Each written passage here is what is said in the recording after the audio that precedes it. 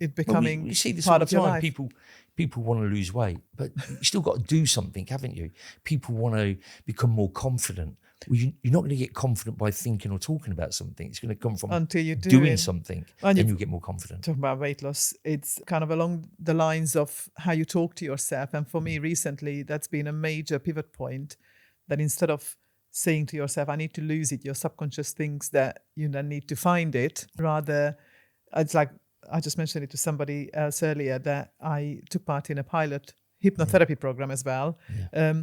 And the lady called it your ideal weight loss journey. Yeah. But in my head, I just couldn't quite cope with that because of this language. Yeah. What do I use? And I renamed it to myself as my ideal weight journey.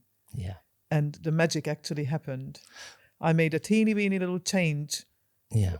in my diet, minute, like just started eating a little less every night. Yeah. Literally just a small portion less. And in the course of 4 months, I said Well, goodbye to that's a really good point. 3 kilos, and I'm now at my ideal weight. That's a really good point, because we see lots of hypnotherapists giving out pre-recorded recordings for people to listen to, whether it's weight loss or smoking, It could be absolutely or whatever. anything, yeah. And they give this pre-recorded, but what we do is talk to you, and then that recording is bespoke for you. Yes, of course. And we use the words that you use, because obviously they resonate with you more than the words that I would use. So we ask you about your story and why you're doing X, Y, and Z. And then the recording we do is bespoke for you, using the words that you use, bringing up your family members, all the things that are in your life. So it really resonates with you when you listen to it, rather than a bought off the shelf recording. I mean, they're just different techniques. So that worked for me anyhow. What do? Do you record the actual conversation with the client, or do you question and ask the client, and then you record a bespoke hypnotherapy session for them? Yeah, I do a bespoke one after. So we just talk, have a therapy session, then we'll put that recording together for you. Wow, maybe that at a later date. Sometimes I've done it at the same time, but 9 times out of 10 I'll be at a later date, so I can really concentrate, put some work into it, and make it really work for you. But that sounds really interesting. It is. The therapy's fascinating. It's a great subject. But I like my coaching as well, because the coaching is a lot quicker. It can affect a lot more people. I think everyone needs a coach. I think everyone with a coach can get better. Yeah.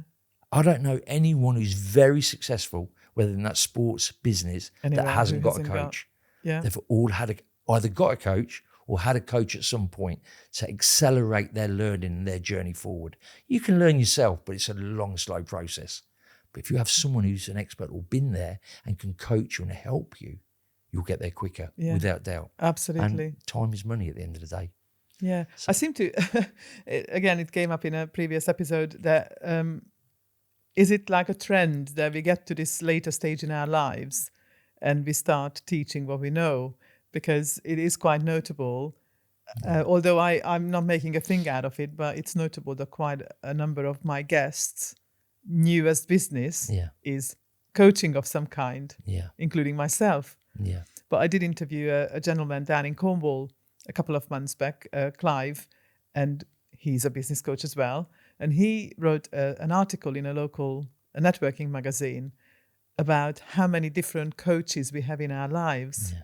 And that in itself was incredibly interesting, including, I think my favorite one was having somebody completely out of your zone, like it could be someone considerably younger or having the opposing views on life to you, or working in a completely different industry, because they bring a completely fresh eye to your That's right. You wouldn't want someone who's exactly like you, because they'd be saying exactly what you're already saying. So you want. I believe you want someone with a bit of experience who's been. I had coaches and therapists, and some of them I could tell had never been there. They'd never suffered anxiety. I can tell. Okay. And I can also tell when I speak to a coach or a therapist that's been there. You can tell they know. That it's not the textbook that they are repeating back to you, but they speak from their heart. That's right. And I've seen some where I can tell they're reading off a script. If you say X, they give you form B. If you say D, they give you form F. And it feels a bit soulless. Yeah. And when I met my coach, I heard he had a famous clifftop video. I watched that and wow. I knew he's been exactly where I was. And for that reason, he'll understand and know what I'm going through. Right. And he did, and he does. So on that basis, do you actually specialize in clients who are suffering with anxiety, or I don't specialise in that. My coaching, what I specialise in is trying to help people live an awesome, inspiring life. Because I believe that we all do, or the majority of us do.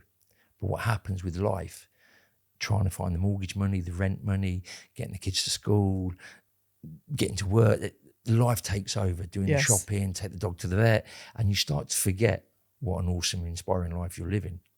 So I was one of them people. People looked on the outside and said, "You've got a great life, John."